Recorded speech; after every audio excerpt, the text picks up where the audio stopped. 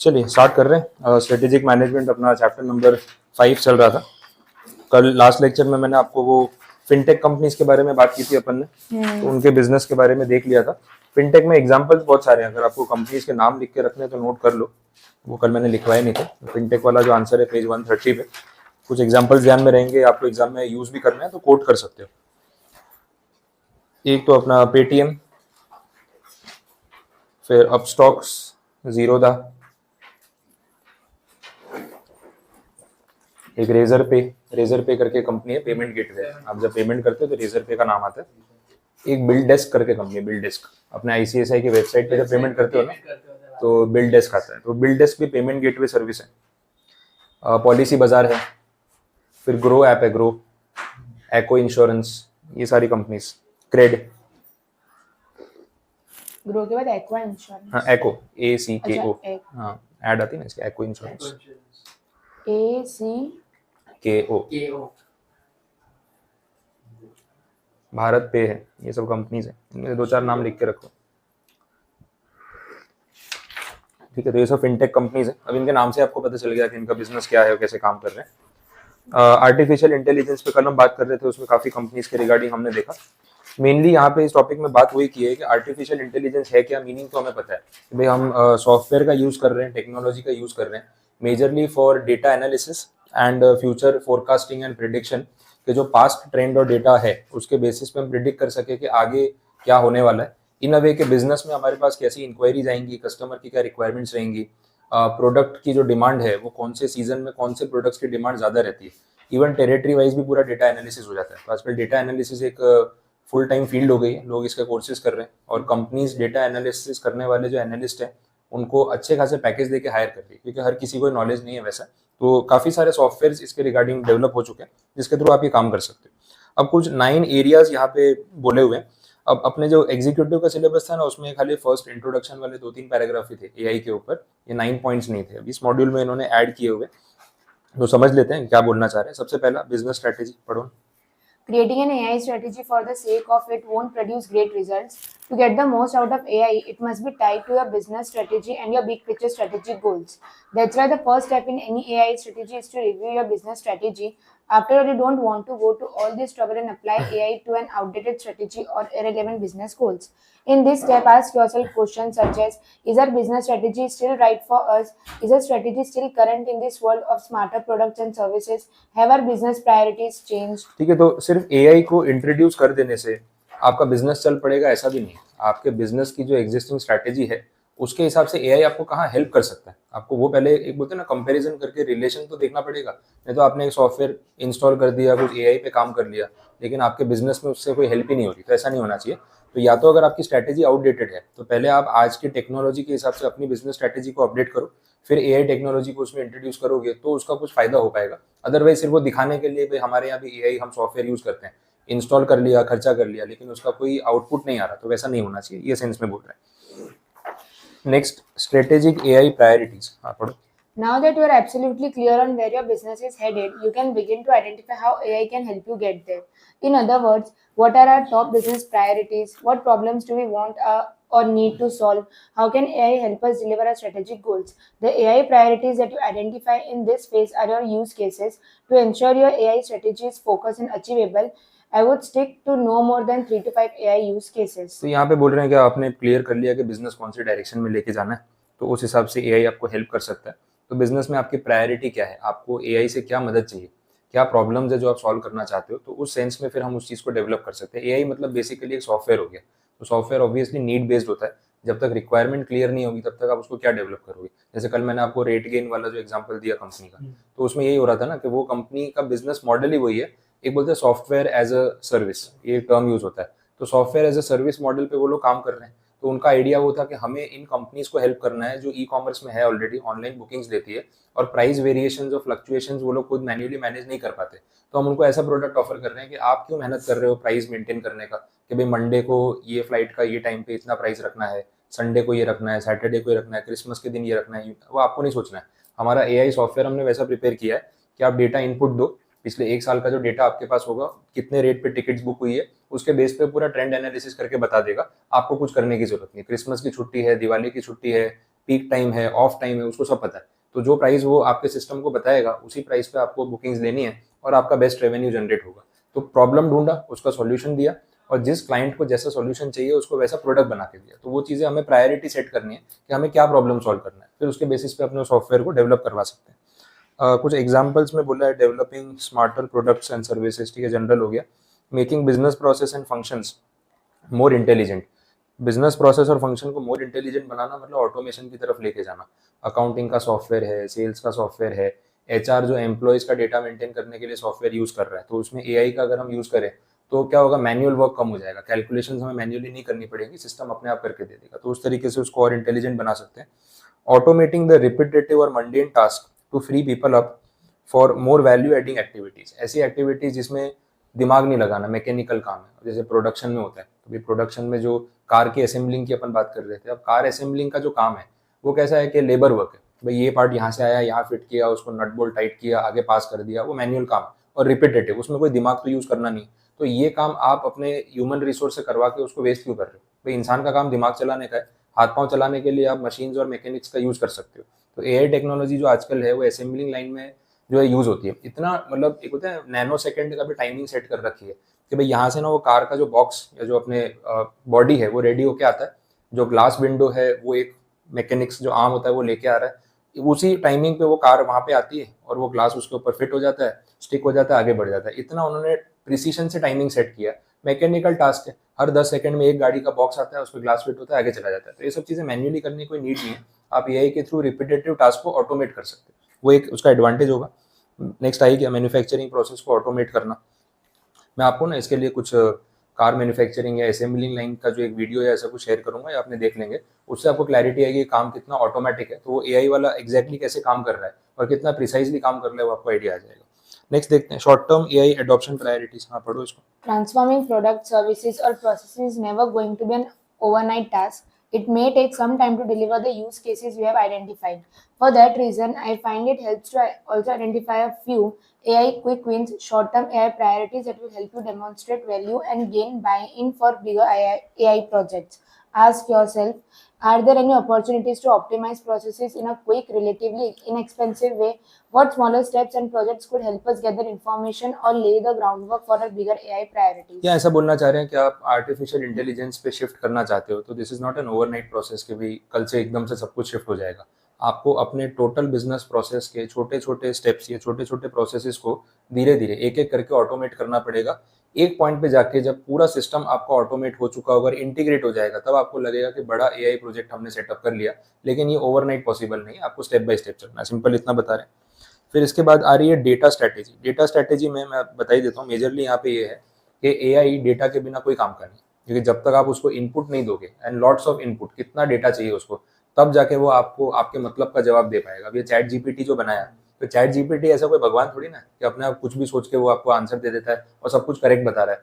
वो आपको, अगर आप उसको बोल रहे हो कि भाई मुझे इस टॉपिक पे एक आर्टिकल चाहिए, आप टॉपिक टाइप करो, पूरा आर्टिकल लिख के दे देता है।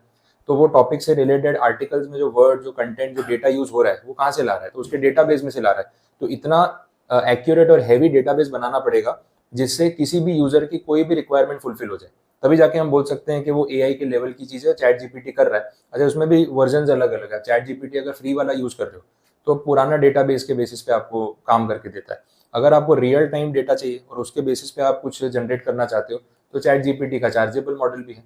फ्री मॉडल में मेरे फ्रेंड से बात हो रही थी, उसने मुझे बताया कि बोले मैं पेड मॉडल भी यूज कर रहा हूँ क्योंकि हमें काम आता है बिजनेस में, लेकिन अदरवाइज अगर फ्री वाला वर्जन चाहिए तो बोले 2021 या 22 का जो डेटाबेस है उनका, वहां तक का जो अपडेटेड है, उस डेटाबेस के बेस पे आपको इन्फॉर्मेशन जनरेट कर देगा। तो बोले नॉर्मल यूजर जो आपको कुछ आर्टिकल या ऐसा कुछ क्रिएट करना है, तो आपको रियल टाइम डेटाबेस की ऐसी कोई नीड नहीं है, आप पुराने डेटाबेस पे भी कर ही सकते हो, उसमें तो बेसिक्स तो हैं। लेकिन आपको रियल टाइम में कोई डेटा चाहिए, उसके बेसिस पे कुछ जनरेट करना है, तो आप पेड वर्जन यूज करो। तो कंपनी ने अपने रेवेन्यू का भी ध्यान रखा है कि जिसको फ्री में यूज करना है वो भी करे, जिसको रियल टाइम में बहुत ज्यादा नीड है वो पे करके यूज करे। तो इस तरीके से एक सॉफ्टवेयर डेवलप करने के लिए डेटाबेस की कितनी रिक्वायरमेंट होगी वो अपने यहाँ से समझ सकते हैं। वैसा तो इस पॉइंट में इतना ही बोला कि डेटा स्ट्रैटेजी पे आपको ध्यान देना पड़ेगा।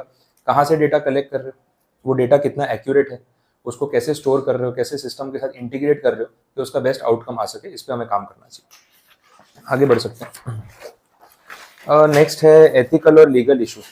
ये तो आने ही वाला है, बिकॉज ये जो एआई है कुछ ज़्यादा इंटेलिजेंट है। It is also a threat somewhere कि भाई कुछ ज़्यादा इंटेलिजेंट हो गया, ह्यूमन माइंड को क्रॉस कर जाएगा ना, तो फिर उसको रोकना प्रॉब्लम वाली बात है।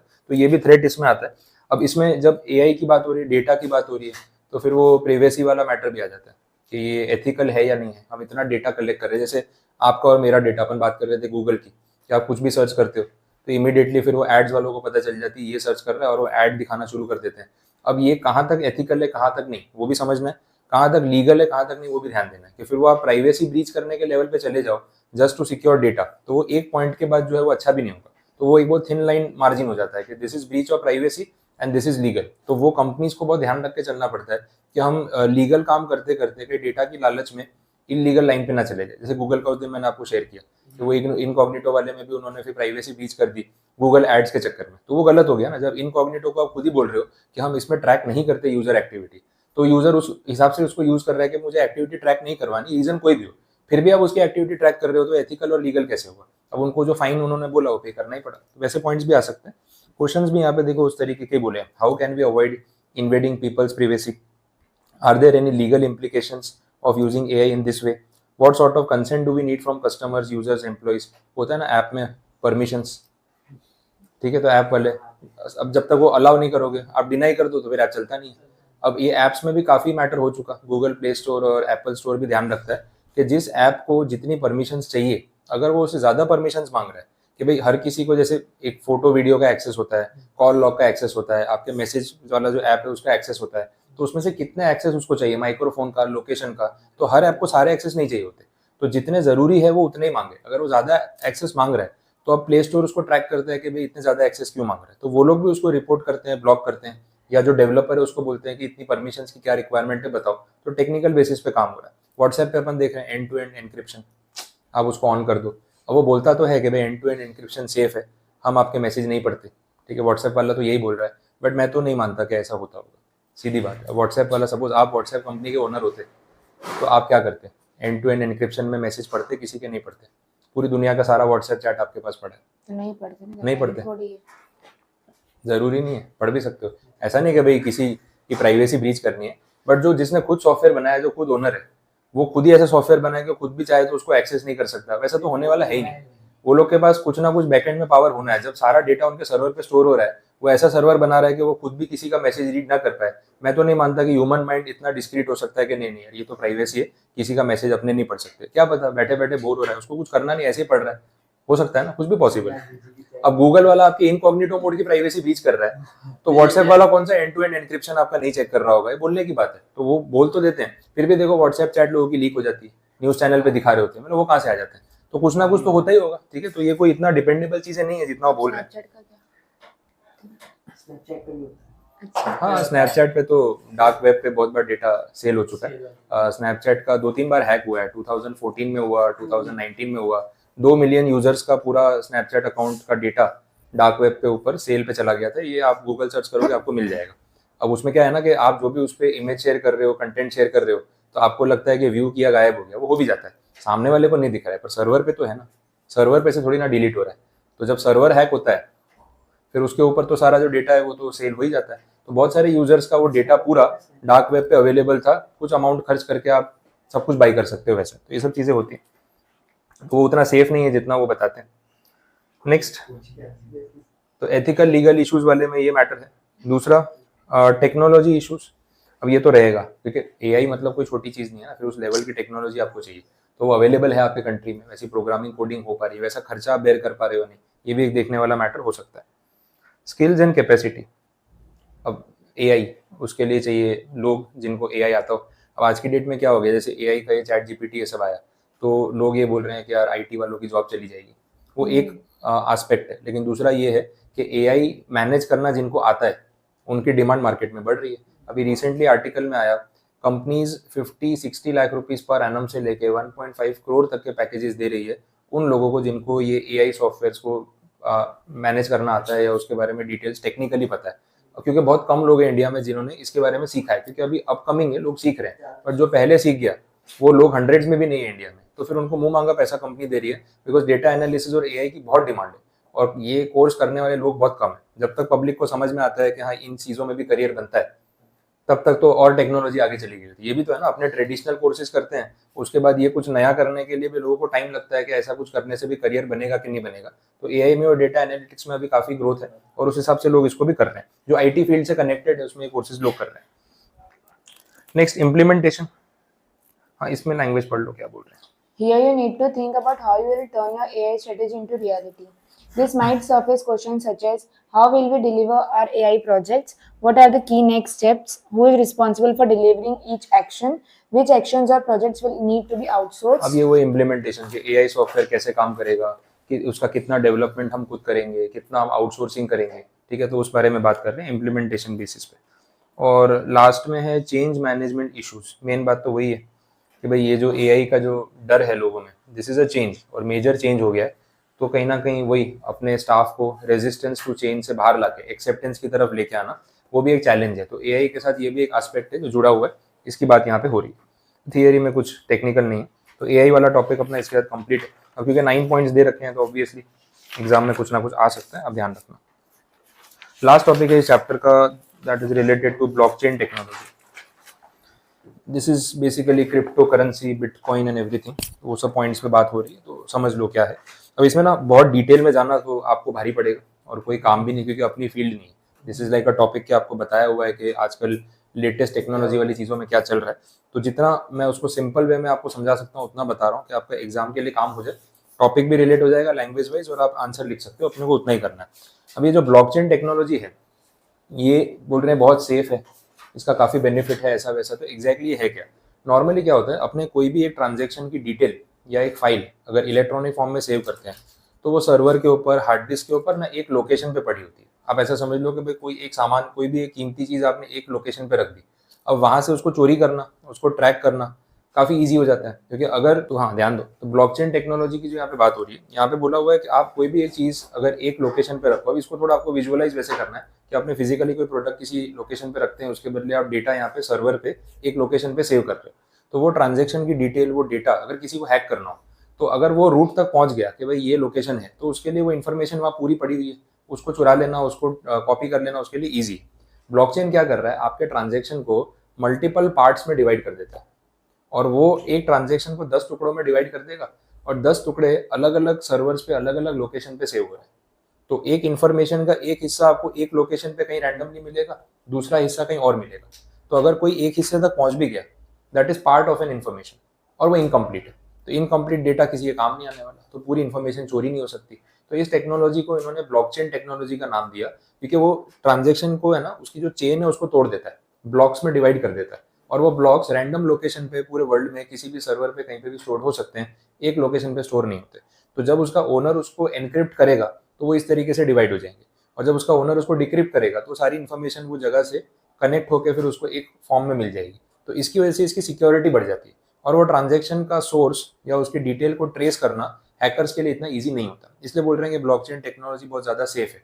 अब जो बिटकॉइन, क्रिप्टो करेंसीज की बात हो रही है, क्रिप्टो करेंसी यही टेक्नोलॉजी ब्लॉकचेन वाली यूज करती है कि आप बिटकॉइन में जो ट्रांजेक्शन ऑनलाइन कर रहे हो, वो ट्रांजेक्शन की डिटेल किसी एक लोकेशन पे सेव नहीं होती, तो क्या पता ही नहीं चलेगा इतना इजीली कि पैसा आया कहाँ से, गया कहाँ से। तो ये चीज़ क्या है, वैसे तो बड़ी इजी लग रही है, क्या चलो अच्छा है, सेफ है, बट यही एक थ्रेट भी तो है। फिर ब्लैक मनी और ये सब चीज़ों का कंट्रोल हम कैसे करेंगे, वो भी हमें देखना है, ठीक है। तो ये पॉइंट्स के बारे में यहाँ पे क्लैरिटी दी हुई है कि ब्लॉकचेन टेक्नोलॉजी एग्जैक्टली है क्या। तो एक बार इसका इंट्रोडक्शन पढ़ लो, थोड़ा नॉलेज आ जाएगा लैंग्वेज के बारे में। Blockchain is a series of data linked together. Every single transaction is linked to the chain using cryptographic principles in batches, making blocks. The blocks are connected to each other and have unique identifier codes that connect them to the previous and the subsequent blocks. This forms a blockchain, usually in the form of a continuous ledger of transactions. It isn't owned by any one individual. The series is managed and stored across several computer systems. Each ledger is shared, copied, and stored on every computer connected in the system.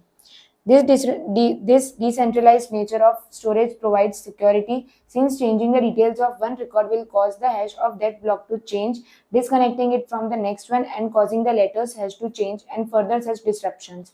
Since the data is stored on multiple systems, any person looking to change the details on one system will have to do it for every other system as well. देखा, समझ आया। तो एक data इतनी जगह टुकड़ों में save किया हुआ है, अलग अलग जगह कि अगर वो एक पोर्शन ढूंढ भी ले, और उसको टेम्पर करने की कोशिश करे तो बाकी का डेटा तो उसको मिलेगा ही नहीं, तो टेम्परिंग करना पॉसिबल नहीं होगा, हैक करना पॉसिबल नहीं होगा। सबसे बड़ा एडवांटेज ब्लॉकचेन टेक्नोलॉजी का यही है। तो blockchain technology is not exactly bitcoin, but crypto currencies जैसे बिटकॉइन जो टेक्नोलॉजी यूज कर रहे हैं उसको हम ब्लॉकचेन टेक्नोलॉजी बोलते हैं। तो it is a type of technology. Crypto currency जो है वो एक डिफरेंट चीज हो गई, वो एक प्रोडक्ट हो गया जो उस टेक्नोलॉजी को as a backup as a software use कर रहा है। इसको आपको ऐसे समझना है। यही चीज नीचे इंपॉर्टेंस ऑफ ब्लॉकचेन वाले केस में बोली है कि भाई जो बिटकॉइन और अदर क्रिप्टो करेंसीज चल रही है उसका ये बैकअप है या उसका फाउंडेशन है जिसके बेसिस पे पूरी टेक्नोलॉजी काम कर रही है। और नीचे सब डिटेल्स में उन्होंने उसी चीज को एग्जांपल के पॉइंट ऑफ व्यू समझाया हुआ है। तो अपने वर्ड टू वर्ड अभी डिस्कस नहीं भी करेंगे ना तो चलेगा, आप एक बार रीड करोगे तो आइडिया आ ही जाएगा। ठीक है, तो यहाँ पे आगे ब्लॉकचेन टेक्नोलॉजी के 3 पिलर्स या उसमें उसको डिवाइड किया हुआ है, तो एक बार आप ध्यान से समझ लो। सबसे पहला तो वो ये डिसेंट्रलाइजेशन, कि कोई सेंट्रल अथॉरिटी नहीं है जो ये ब्लॉकचेन टेक्नोलॉजी को कंट्रोल कर रही है। अब ये अपने आप में एडवांटेज भी है और डिसएडवांटेज भी है। इसी वजह से क्रिप्टो करेंसीज को इंडियन गवर्नमेंट रिकग्निशन नहीं दे रही कि भाई इकोनॉमी में बिटकॉइन आ गए, आप बिटकॉइन से पेमेंट कर रहे हो, बिटकॉइन कौन चला रहा है पता नहीं। अच्छा, बिटकॉइन की वैल्यू अप डाउन हो रही है, कौन कर रहा है, क्यों हो रहा है, कुछ पता नहीं। आज अपनी करेंसी जो है वो एक स्टेबल करेंसी है कि भाई 85-84 रुपीज़ का डॉलर है, तो that is a stable currency. हमारी करेंसी का एक डेरिवेटिव, जैसे अपनी करेंसी डेरिवेटिव है, तो उसका एक अंडरलाइंग असेट है, that is the governments gold reserve. तो गोल्ड रिजर्व के बेस पे सारी करेंसी चल रही है और उसकी वैल्यूएशन डिमांड सप्लाई पे बैलेंस हो रही है। And RBI has the authority कि वो इकोनॉमिक चीजों को मैनेज कर सकती है, कंट्रोल कर सकती है। अगर ये चीज क्रिप्टो करेंसी पे शिफ्ट हो गई, आरबीआई को कंट्रोल ही नहीं रहेगा, तो फिर अपना जो भी इकोनॉमिक मैनेजमेंट है वो कैसे हो पाएगा। तो कोई भी जेन्यून या स्टेबल गवर्नमेंट इस चीज को इतना जल्दी रिकग्निशन नहीं देगी। 1-2 कंट्रीज ने दिया था, अर्जेंटीना, वेनेजुएला, 2-3 कंट्रीज में ऐसा हुआ, तो उन्होंने वहां पे बोला कि बिटकॉइन को हम लीगलाइज कर रहे हैं। 2-4 महीने 6 महीने में खुद ही आके हाथ जोड़ दिए कि बोले नहीं, इससे तो इकोनॉमी बहुत खराब हो गई है, उसको ठीक करने में और टाइम लगेगा। तो फिर बेटर है कि अपने इन सब चीजों को इस तरीके से इंप्लीमेंट ना करें। तो डिसेंट्रलाइजेशन क्या है वो एक एस्पेक्ट कवर हो गया। दूसरा है ट्रांसपेरेंसी। इसमें आप लिख लो ट्रांसपेरेंसी प्लस प्रीवेसी।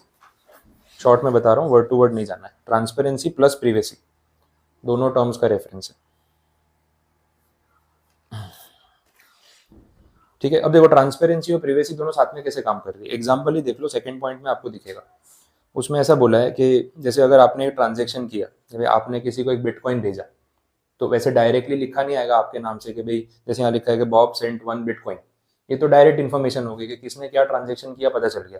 उसके बदले देखो वो चीज़ कैसे विजिबल होगी। अब वो बॉब जो पर्सन है जिसने ट्रांजेक्शन किया, उसके बदले उसका नाम नहीं आ रहा है, कोड आ रहा है। दिख रहा है सेकंड पैराग्राफ में आपको लास्ट में। तो किसी ने एक बिटकॉइन भेजा है, लेकिन जिसने भेजा है ना उसकी आइडेंटिटी वहाँ डायरेक्टली रिवील नहीं हो रही। तो ट्रांजेक्शन हुआ है, उसकी ट्रांसपेरेंसी है, बट किसने किया वो नहीं पता, तो प्रीवेसी भी है। तो यहाँ पे ट्रांसपेरेंसी प्लस प्रीवेसी का कॉम्बिनेशन है जो अपने ब्लॉकचेन टेक्नोलॉजी में देख रहे हैं। ये चीज बताई। तीसरा बोल रहे हैं इम्यूटेबिलिटी। ये एक बार पढ़ लो, लैंग्वेज क्या है उसके साथ थोड़ा रिलेट करा देता हूँ। Immutability in the context of the blockchain means that once something has been entered into the blockchain, it cannot be tampered with. The reason why the blockchain gets this property is that of the cryptographic hash function. In simple terms, hashing means taking an input string of any length and giving out an output of fixed length. In the context of cryptocurrencies like Bitcoin, the transactions are taken as input and run through a hashing algorithm which gives an output of a fixed length. So basically, instead of remembering the input data, which could be huge, you can just remember the hash and keep track. ये क्या आपके सारे input data को एक hash tag दे दिया, आपको खाली वो टैग याद रखना है। आपका वो पूरा डेटा भले कितना भी डिटेल्ड आपको याद रखने की जरूरत नहीं है, कौन से डेटा पे क्या टैग लगाया। टेक्नोलॉजी है क्रिप्टोग्राफी। क्रिप्टोग्राफी करने से क्या है कि आपका मैसेज इनक्रिप्ट हो जाएगा। तो वो टैग आप लगाओगे कि भाई ये चीज था, ये कोड जैसा इंसर्ट करोगे तो अपने आप वो पूरा डेटा रिवील हो जाएगा। तो कहीं ना कहीं उसकी सीक्रेसी है। इम्यूटेबिलिटी का बेसिक मीनिंग है कि ब्लॉकचेन में एक बार डेटा गया, टेम्परिंग नहीं हो सकता। और रीजन क्या है, अलग अलग जगह पे पार्ट्स में स्टोर किया हुआ है, तो टेम्पर करना पॉसिबल नहीं। एक पार्ट टेम्पर कर भी दोगे तो बाकी का टेम्परिंग कैसे होगा, और करोगे तो जो ओनर है उसको पता चल जाएगा कि फाइल में कुछ टेम्परिंग की किसी ने कोशिश की। तो सिक्योरिटी लेवल काफी हाई है, उस वजह से ये सब चीजें इस तरीके से काम कर रही है। बट ये ब्लॉकचेन का जो ब्लॉकचेन, ये बिटकॉइन माइनिंग और ये सब भी बोलते हैं, तो जो सर्वर्स और जो कंप्यूटर्स है जिसके थ्रू ये मेंटेन हो रहा है, वो बहुत ज़्यादा एनर्जी कंज्यूम करते हैं और बहुत ज़्यादा हीट प्रोड्यूस करते हैं। तो एक साइड ये भी है कि भाई दिस बिटकॉइन टेक्नोलॉजी और bitcoin mining technology is not good for environment.